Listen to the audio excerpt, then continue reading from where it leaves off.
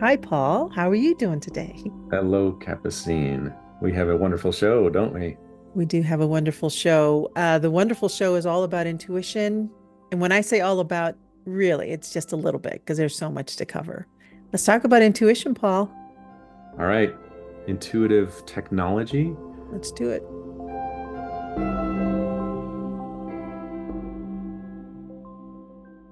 Or you have a particular word you like in describing it? Well, I've been experimenting with a couple of terminologies. So I'm sticking with intuitive authority Hmm. because there's intuition where I think I've observed people have said, oh God, I just hear this voice, or I got this thought and I was guided and I decided to respond to it, or I listened to my gut. So Mhm. there's this intuition that's been described in a lot of different ways.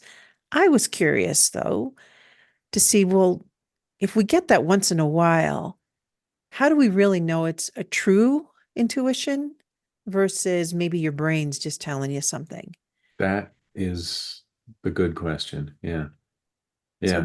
then I went with then let's call it intuitive authority because usually when you follow something and you've got some pretty good evidence, a lot of experience that backs up, gosh, when I listen to or I respond to something like this, I've got a pretty good track record. So there's some authority to this intuition. Yeah. And then you can rely on it. You Like can if rely it's on if it's it. an established um, tool that you can use over and over and it serves you well, then yeah, you could call it Yeah. a useful authority inside of you. And someone asked me the question, so what's the difference when you hear a voice? Do you hear a voice? Hmm. So let's talk about that, Paul. Is there a difference between brain chatter, thoughts that are constantly running through your head Yeah. versus intuition? What are your thoughts about that? I think there's definitely a difference in levels of thought, I would call it. Like you can have everyday chatter thoughts about things and stuff going on in your life. And then once in a while, you might have this pause in thinking, and this great idea comes in. It just lands on you. Mhm. Like oftentimes in the shower, I hear people saying, I was in the shower and this idea just came to me. And I think that's your flash of intuition right there. There's a different mode of operation that's going on there. And we tend to really like it. And or you get those flashes of deja vu, and we like those. We intrinsically admire when that happens in business, when somebody has this intuitive flash and we need to make this product and we need to go this direction, then they're usually rewarded for that kind of intuitive flash. Yeah, it So has it has it's a important, but it's a little slippery to define and delineate and also cause. I think people just sort of hope that it happens or try to get themselves into a mood so that it happens. But we're going to talk later on about how to be more causal with intuition and be more of a, yeah, I hate to say in charge of it, but more like you can invite it yeah, with you. a channel Yeah. of it, a receiver of it. I Hmm. call it a partnership with it. Like it's so fluid that Yeah. it Yeah. just becomes so much a part of it's just very natural fluidity. It's like water that's just coming through and you can in the water, that intuition that comes through, let's call it water, but when it comes through, it just has a purity to it. I mean, it feels right, it sounds right, it resonates with the entire body. And I'll always say to myself, wow, that was a good idea. I'm going to go with that. Yep, that's what I'm going to do. It's immediately, I can synthesize what the difference is from a brain idea or an intellectual idea or an ego driven idea versus something that's coming through, filtering through, and it's like, yep, that's what's going to happen. That's the one I'm going to follow. Yeah. I think ultimately it doesn't have to be pure. I think any degree of that deeper intuitive trickle or rushing river of truth that happens to make it through, I think that's useful and it's valuable. So Yes. even if it is a little bit clouded with ego or a little bit clouded with brain chatter, or if it's a little clouded with beliefs and attitudes, it's still useful and it's still a little bit deeper. It's still a little bit more pure. And um, that's why we tend to go with those. It's a good point, Paul. That's a good point. I'm glad you clarified that. Um, yeah, I totally agree with that. So what is it then? Yeah, what is What it? is this? I know we've played around with, we have technology, we have physical software technology that operates our lives, our phones, our computers. What's why are we going to also call it intuitive technology? We call it intuitive authority, we call it intuitive technology. Do you want to get into Yeah. that process? Yes. That's a good analogy, actually, using the computer analogy, because you can have the best computer sitting on your desk, and if you don't know how to operate it, you're going to only use maybe email or you might be able to hack your way around into it just a little bit and use just a few functions of it. But we all have this amazing computer in the brain, and we also have these bodies that sense um, in these amazing degrees of sensory detail. And then we also have minds that integrate with the body and the brain. And then we have spirit and soul, and we have all of these levels of consciousness and awareness, and they're all together. They're all woven together into this package that we call us or me. And we can sense and we can communicate and we can receive on so many different channels because of these different layers of usness. And unfortunately, I think a lot of us just get comfortable with a couple of layers of that, like just the email layer, or maybe just the surf the internet layer of this analogy. Mm, There's yeah. so much more that we can do with this supercomputer. There's so many more ways that we can use this technology of these receiving instruments and these transmitting instruments. So this intuition, I think you got pretty close, as far as I can tell, with that river analogy. That there is a kind of a river of consciousness that we can tap into, or we can pull over our boats and park on the side of the river and watch the river.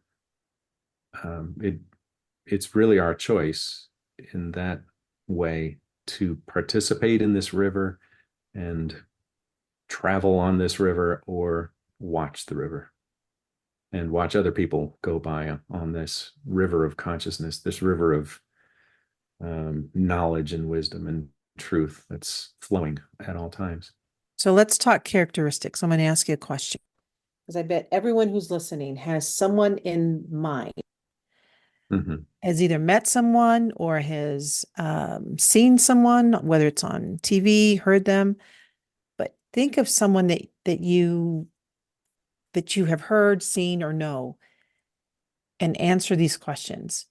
Mm-hmm. It, does that person do they have a quality about them that speaks from wisdom, or do they say things, or do they behave in a manner that has like a universalness to it, like they can relate to a lot of people, they can make sense out of something that's complicated and bring it down in a simple format. Mm-hmm.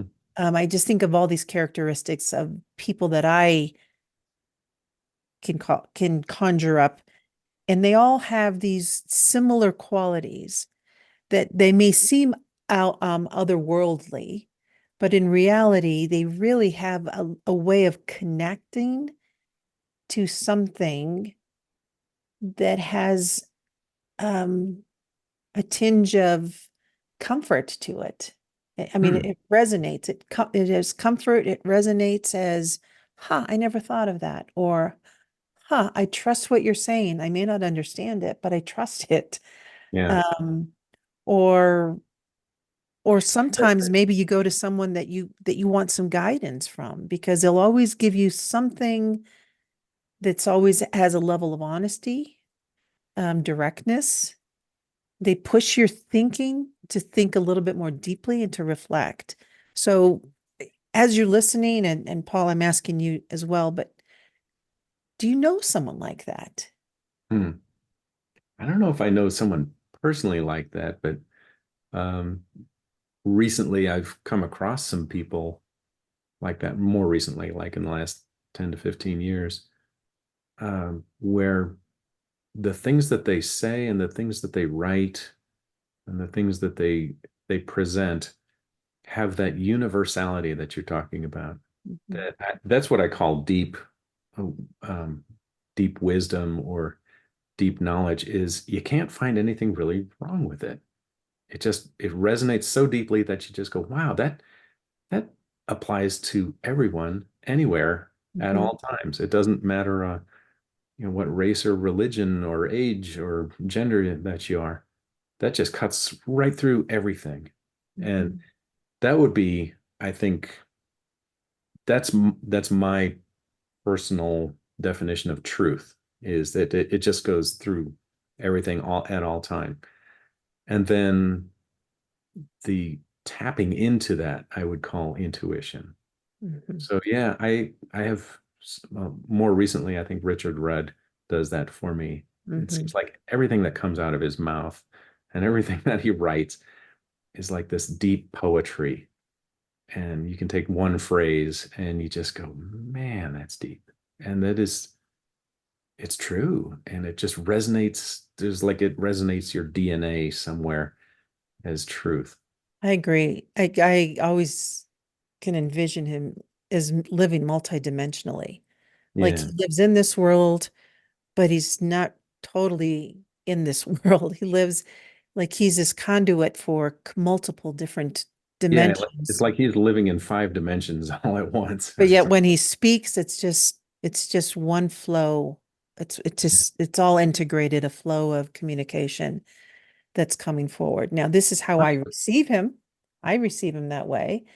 And then I wonder, has he always been that way? So then that goes back to, He would say no, I'm sure. right, right. And it goes back to this question, do we all have this intuitive technology? I would Yeah. say yes. I would How do say we yeah. Too. Yeah. how do we arrive at it? How do we harness it? As How do far we as I can tell, comfort it's it? built in. It's built in from the start and has been from the start for us as far back as I like to say 265,000 years that we've been messing around with this planet. And it's always been this lifeline for us that we can tap into this river of truth through intuitive technology. And we've had many examples of that in cultures throughout time and space.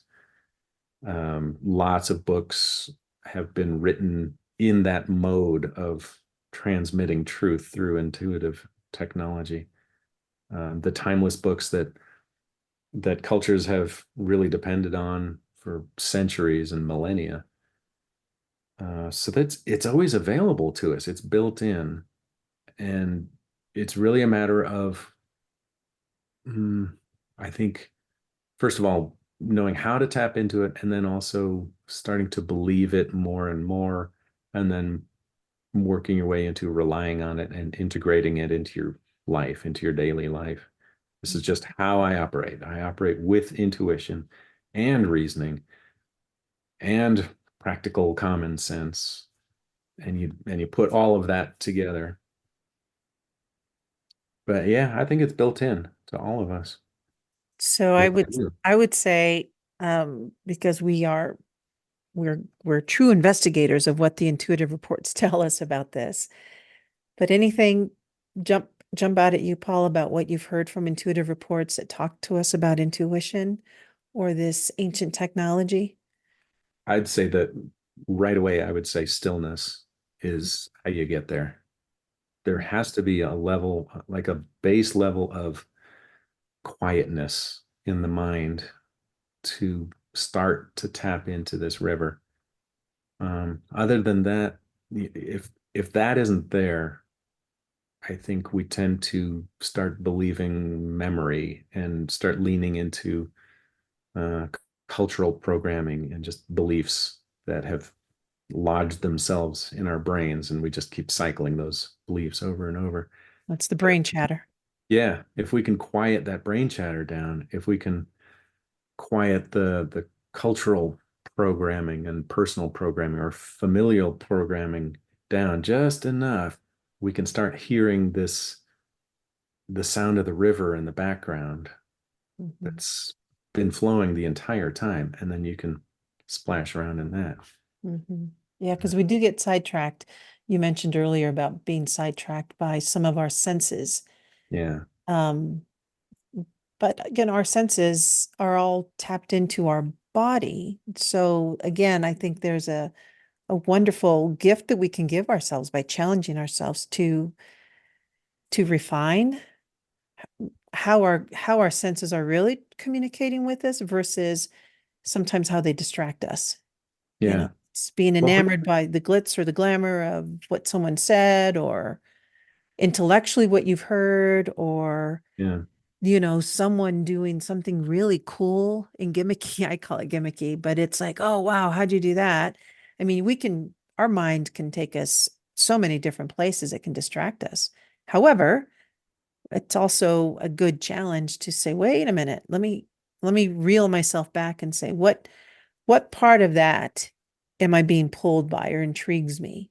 So there's mm, always something there.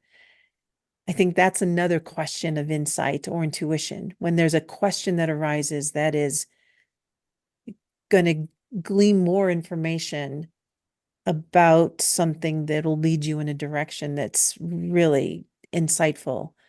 yeah. Um, Well, you know the difference between asking a question in your mind and trying to answer it, and asking a question in your mind and just waiting yeah, to see what yep, happens. that's right. So it's a very it's a subtle difference, but it's a really important difference. Mhm. If you ask yourself a question like, why do I always do this? Your mind will automatically start clicking into trying to solve that question for you.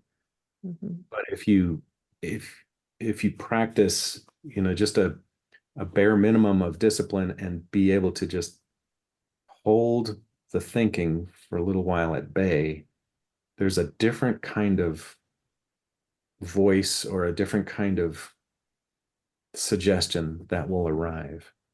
And And that's that universal kind of truth that will land in that space.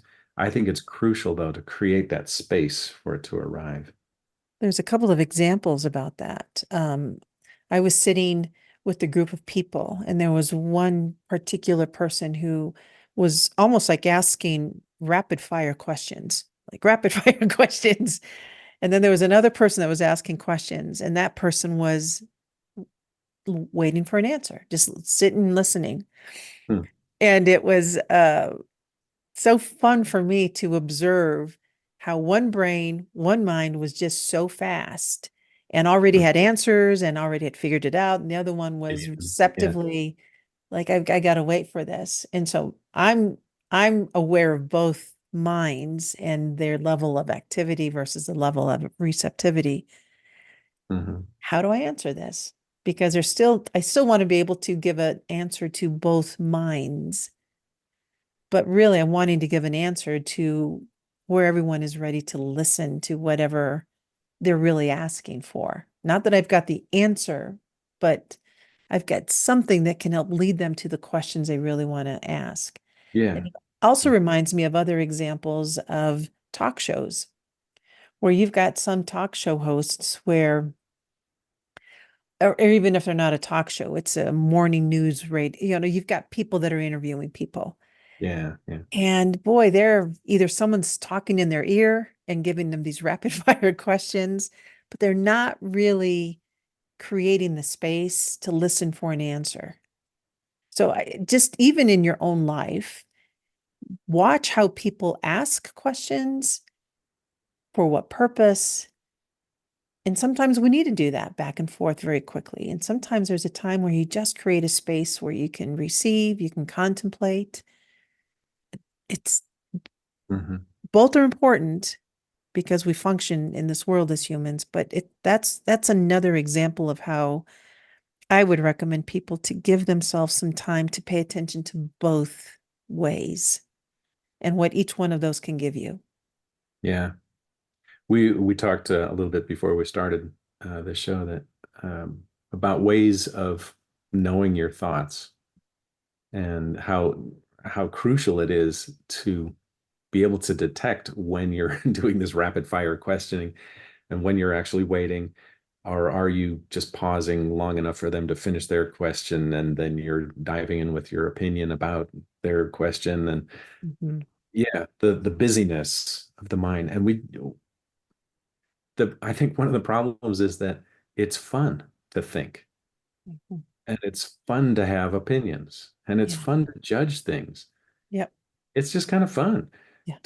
and especially when you're with another person, you can do this rapid fire zing, zing, zing, zing, zing back and forth. It's kind of fun and it feels fun in your brain. Mhm.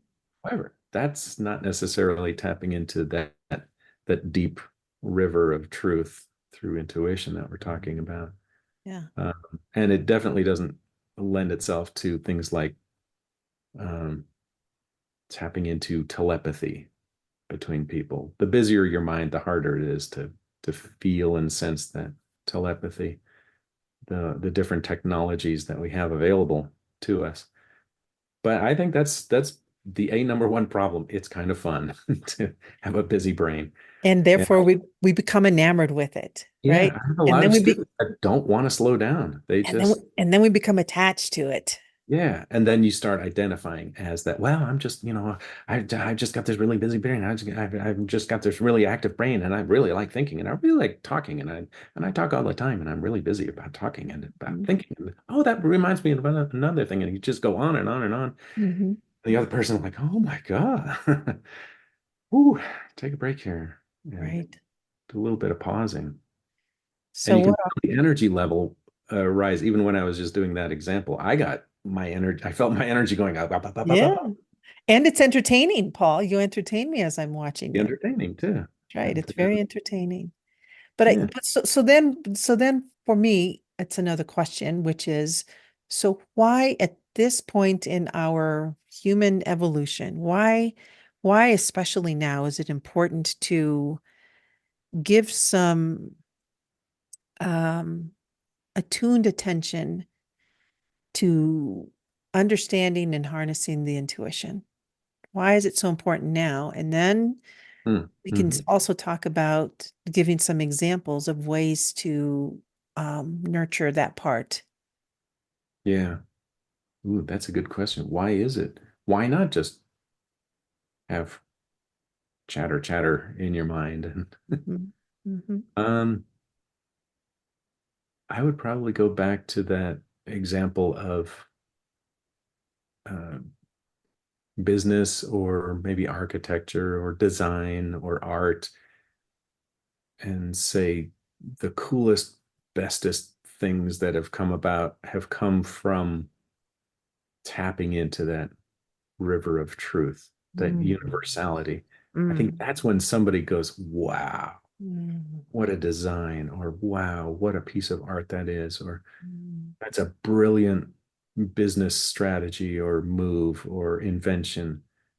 It's those pockets of brilliance we associate with intuition. It Mhm. might be music, just divinely inspired music that you hear and you just go, oh my God, how do they come up with this? It's Mhm. amazing. So we have a built-in mechanism of appreciation of beauty and of form and order and design.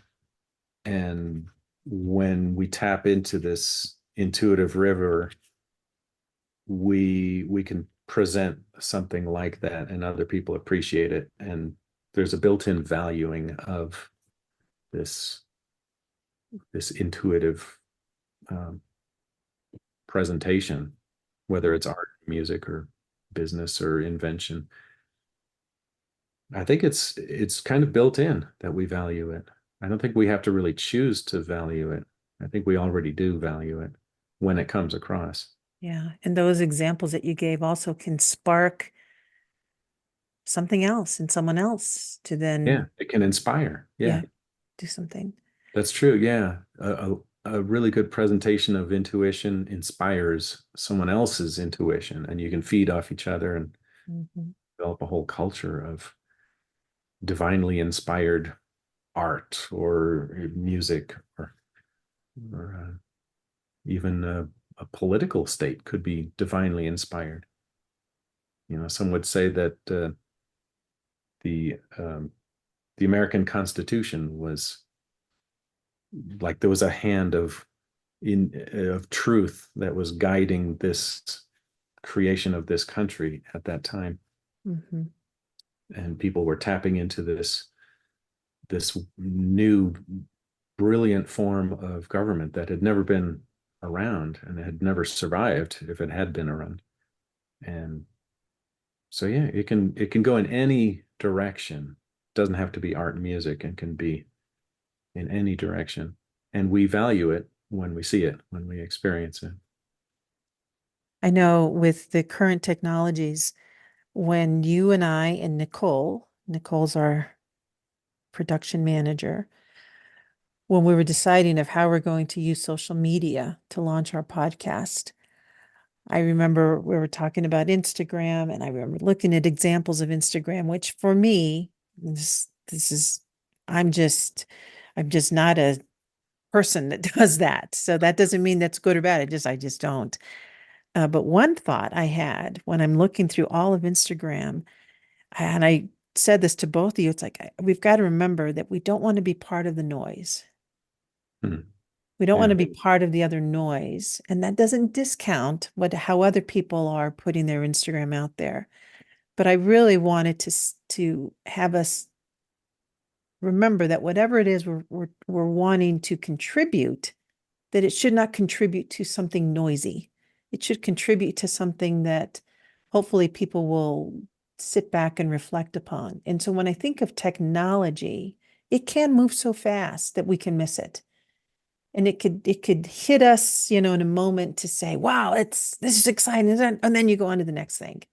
Yeah. And So there's always the next thing. Yeah. so for me, why I believe that it's a good invitation for individuals to start claiming their own technology birthright and taking the time to quiet their minds, and so they can become a really good steward of this intuitive authority. It's really important because the technology that we have in the world, it's important, but it's not at the same value as the inner technology that each one of us possess. Yeah. And the I more we think can, right, the more we can harness that or become much more aware of that, then this external technology can be even elevated to another place. What are your thoughts on that? well, my first thought was when you start considering something like soul or uh, continuing consciousness, the continuity of consciousness beyond this one life, you can start shifting the importance and value into personal development, like character development or development of your ability to tap into intuition in this case. If you're not really rooted in this idea of the continuity of consciousness that I will live on in many other lifetimes, if you're not quite there, you're going to be in this temporary um, mindset of I want to do what I can, get what I can, build what I can in this lifetime.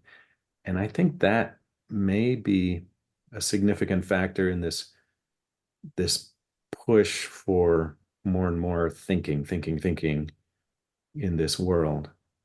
When you can kind of lean back a little bit and say, you know what, I'm going for the long haul with this. I'm going for the depth of wisdom in my soul, then you can start quieting your mind a little bit more and a little bit more and a little bit more, because there's not that push to create and amass and gather and solve and figure out and do. That's just kind of quieter on the Mhm. front. Yeah.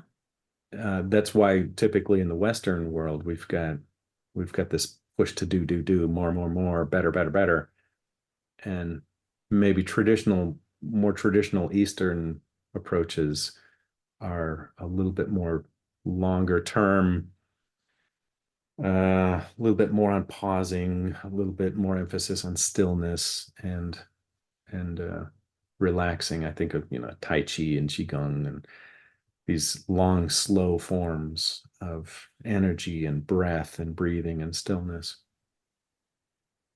So we have it built into our culture, but it's also an individual stance of what am I building in myself versus what am I building out here in this world. That's a fundamental difference, I think. I think that's a really good point, Paul, because again, I'll use the word internal, the internal part of us, just our makeup, our wholeness of our composition.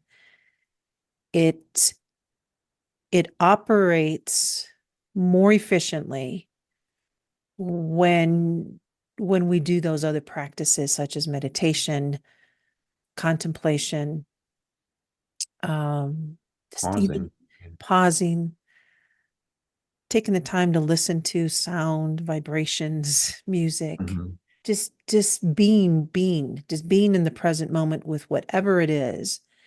The more you do those practices daily, those daily enriching practices, and they're different for everybody. So there's no one Yeah, very way. It's personal. Yeah. very, very personal. But the point is to do them, to invite them, and to keep practicing and deepening those practices and see where they take you, because that's what this whole composite of this ecosystem called our body, and then our inner landscape of this creative mind. That's when we do those things, we are plugged in, we are connected to what sustains us the most. Yeah. And you really won't know that until you do it yourself. So I know it, I believe it, I practice it, and you hearing me are only going to be words until you actually do it and Yeah. practice it yourself. Yeah. But Integrating it into your life.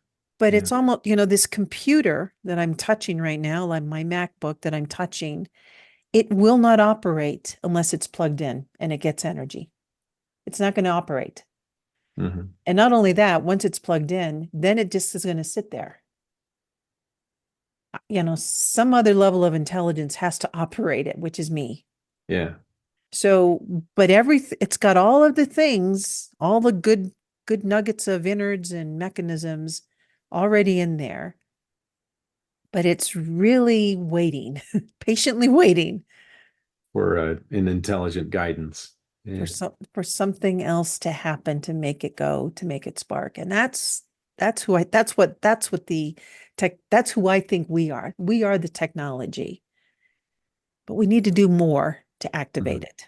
Yeah. Allow in that divine consciousness to use the technology Mhm. and interact with it. And I the think what dream. you said about the practices is it's so important. Um, and it's so personal too. Some Mhm. people will put aside a certain time in the morning to do their practices, and then you kind of ride that consciousness the rest of the day, or as long as you can stretch it. Um, and some people do there's a great app that Richard Rudd's team came up with, that Triple Flame app. that it reminds you throughout the day to just pause. And you can set you can set timing on it, and it'll say, "Hey, time to pause," and it'll just flash up on your phone. And you just pause for 3 minutes or however long you want to. Mm-hmm. And you can have music go with it or not, or just breathe, and it'll prompt you to breathe. And it's that kind of integrating stillness, pausation, I like to call it, into your daily life that I think is really what's going to bring that peace that we so crave, Mm-hmm. especially in this culture. I was talking with Christine the other day because I might sound like I've got it put together, but I still stress over things in life plenty. And I stress about job and business and um, money, just like anybody else. Mm-hmm. I happen to have cultivated this periodic pausing into my day that every once in a while I'll just break away from people, go out in nature, pause, I'll do some gardening, but I've got these periods of pausing where I can sort things out in my head. And if I don't do those during the day, I can feel myself getting bunchy. I just call it bunchy. I get kind of clustered with this cloud of to-dos and shoulds and must-haves and got to get this thing done. And it just gets really tense and tight. And breathing helps, always breathing. Um, but recently I was talking with her and I said, I came to this conclusion that the one of the most relaxing things for me to let go of that bunchiness is the idea that I'm not from around here. I'm not from here. I'm not from this physical world with all of these things to do and things to finish and stuff to consider and reason through and figure out and figure out and figure out. This is not my world. My world is much deeper inside. That's my home base. Mm-hmm. And that little reminder in the day helps me find my home base and and pull myself up out of this morass of stuff to do and busyness. Paul, that's such Everybody's a going to develop something like that to lift themselves up out of the bunchiness. well, that's such a good, gosh, you said so much there that it reminded me of a couple of things. Reminded me of a couple of the reports that we've already discussed, but other reports that we haven't discussed. But it talks about this word pressure. Yeah, Just the pressure that it's like the body feels it, whether you're thinking too much or you're anxious about something or you're trying to solve whatever it is. Pressure is a good word for it. Whatever it does to the body, it's just pressure. And then that pressure, in one of these intuitive reports, it talked about the pressure became so tight, like you became so compressed.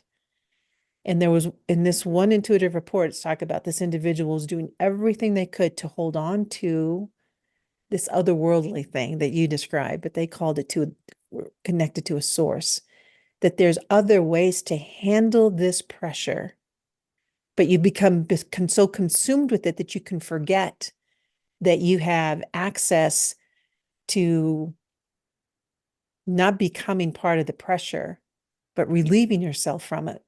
But that's yeah, part of this human journey that we've taken, is we've become so immersed and engrossed in thinking that this pressure is real. But really, in reality, there are ways to learn how not to allow it to overcome you. yeah. I like the symbol of the figure eight, and we've talked about this before. Um, but a vertical figure eight, so it looks like an eight, but it symbolizes that you need to spend a little time up in the upper realms, in the spiritual realms, but also dip down into the physical world of the things to do, and take care of business too. Take care of your responsibilities in life in the world, and then travel back up into the upper realms of intuition and truth and wisdom and clarity, and then back down into the world. And I think that point right in the middle of the eight, that's the pausing point right there. Mhm. Like Yeah. that would be the ideal place to be, is at the inflection point of this figure eight, where you're both in the world but not of this world. You're right smack in the balance point, right in the center of the propeller, that goes buzzing around. Yeah, that we've used the word before, but that that describes to me living multidimensionally, Yeah, living in multi dimensions yeah, at the same time. at the same time. Yeah. Yep. That's what that reminds me of.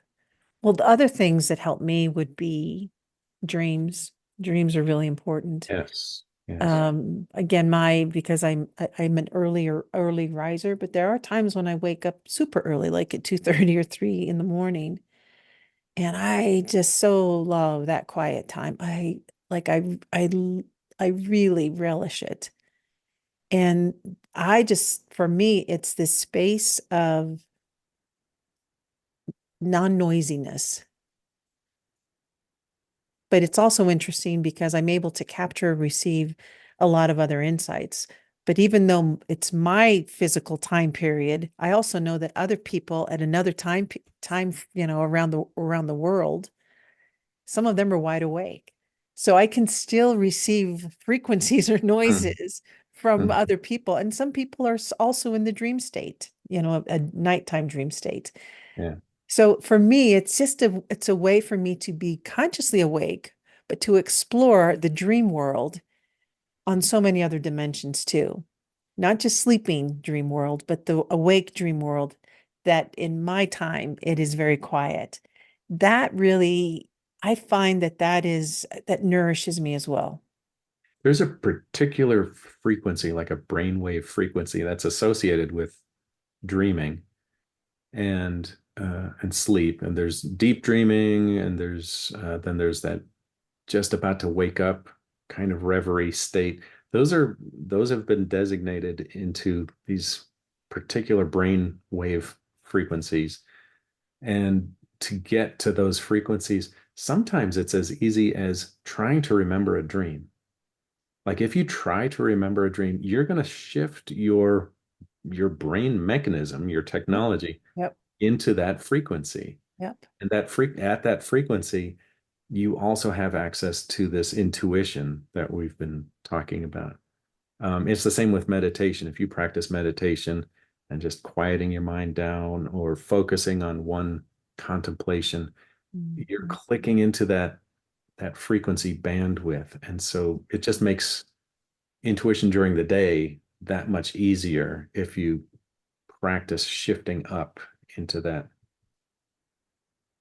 There was a Yep. practice that I recently gave some of my students, and it was a really simple practice. It is literally called shifting, and there's a way that you can, and it's kind of funny to present this to high schoolers. There's a way that you can first describe. Most of us live right behind our eyes. Like you look out at the world from right behind your eyes in the center of your head, and you see the world from this perspective. But you can imagine shifting your perspective back to the back of your head and then up. So your perspective on everything that's happening around you is sort of back and up. And when you do that really simple exercise, you start shifting into that intuition Mhm. wavelength. That's another way to really simply, but man, again, it's remembering to do it Yeah. throughout the day. Yeah. Throughout the day, that really is a challenge. There was one time when I what occurred years ago, and I remembered this. Um, but as you described that, I was in that waking up stage, and I remember telling myself because I could feel it, like I could feel my brain, like whoosh, like a flood of water coming in. Whoosh. Here's a Hmm. thought. Here's a thought. Here's a thought. Here's a thought. What are you thinking about this? Like it Right. happened so quickly. Whoosh. It's like, oh my God. And I remember like, I want to get to that place where that the flood of brain chatter doesn't just poof, come in so quickly and And wash you away. Yeah. wash me away right away, and I'm immersed in this world. So I really have taken a lot of practice time to just be in that space where, and I call it the allowing space, Yeah. where, and you described it well, where I'm just allowing myself to move with this place where I'm moving back, and I am not part of that brain chatter, but it's an allowing that just moves. Hmm. And I'm still, the brain chatter is there, but I know I'm not the brain chatter now. Yeah. Another really cool method, I guess I'd call it technology method. We went to Christy and I both went to Philip Shepherd workshop. He does these all over the world. Never heard of Really, him. Yeah. really cool guy. Is he? Um, and what he does though is shift down, up and down in the Mhm. body, not Yeah. just back and forth or up Yeah. and down in the head. He takes you down all the way down to your gut and all the way even lower down to Yeah. the perineum, Yeah. down to the base of your body. And there's a different kind of Hmm. tranquility Hmm. that dwells there. And when you move your seat of awareness or your perspective point down, and he'll do it systematically with you. Move Yeah. it down into your throat and down into your heart and Yeah. down into solar plexus. Keep on going down, down, down, down, down. It is the wildest thing to live down, way down at the bottom of your belly and operate from there. It's just such a different way. And again, it's practice and it's integrating it into your daily life. And I think in order to do that, you have to value it. You Right. have to place more importance on dwelling and operating that way than in the to do, and figure it out kind of consciousness. Well, that's why I opened this up with, why is intuitive technology important and valuable? And I think Yeah. you just answered that. Well, I, I hope I hope whoever's listening to this really listens to that question and answers that for themselves. Yeah. Because I know why it's valuable to me. Like you Right. and I both shared why it is, but it once you hear the answer for yourself, that probably will be a good motivator Yeah. that will guide you to whatever practices. Um, and I guarantee you, once that kind of clicks with you, click, click, click, you hear it's like, ah, then other insights, other intuitions will come to you because you've already opened the floodgate of your own birthright of intuition. It's already waiting for you. It's patiently waiting for you. We all Patient, have it. Yeah. and we all have it, Yeah. patiently waiting for you. I think you're right. Once you see things going better and more efficiently in your life because of integrating this ancient intuitive technology into your life, once you see it going better, then you start going, "Oh, I'm going to do more of that. This is Yeah. good. How can I refine this ability to tap into this river?" Yeah. And better doesn't mean that your life is free of anything. It just means that if you've got money problems or money concerns or relationship, Relationship. Yeah. it just, your perspective changes. And in that regard, just that will, the way that changes will then have your perspective be better. Hmm. You won't, the pressure about it, the anxiety about it won't feel as horrid. Yeah. Not It, quite as punchy. you'll be a lot more relaxed about it, not resolved. It's almost like you're okay to keep going through this courtship of whatever it is upon you because you're a lot more relaxed and open. Hmm. And trust takes another level of insight. I mean, that word trust becomes even more so significant to your decision making, your well-being. It takes on another level. Yeah. It's like there's another guidance system that is with your reasoning system that you all already are well aware of and use already. But there's another guidance system that works in tandem, in partnership with your very familiar systems. That's good. In Why partnership. not? That's a really good in partnership. You are not alone. Yeah.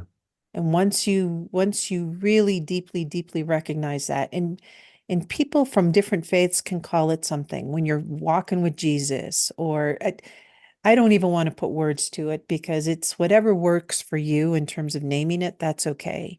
Yeah. But for me, I just describe it as it's you are deeply loved and you are in partnership and you're in a deep relationship with something so that resonates at such a high level that you know it is real. Call it what you will, but it matters. And use it well. And use it well.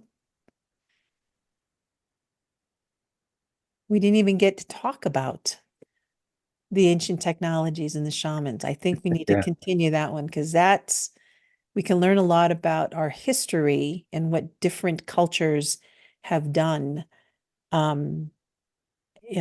They have When shared. notable people have That's right. tapped into this river. Yeah. So I think that's another thing that we can talk about a little bit There's another episode. at another time. That's right. Yeah. The oracles and the shamans and the Mhm. medicine men and women, and yeah, the prophets The and how prophets. they get into that consciousness. Well, that today's episode has been an introduction to that, is how you get into that mode. All right. Stay in the mode. Stay with it, Paul. Stay in the river. Stay in the river. Flow with it. Adios until next time.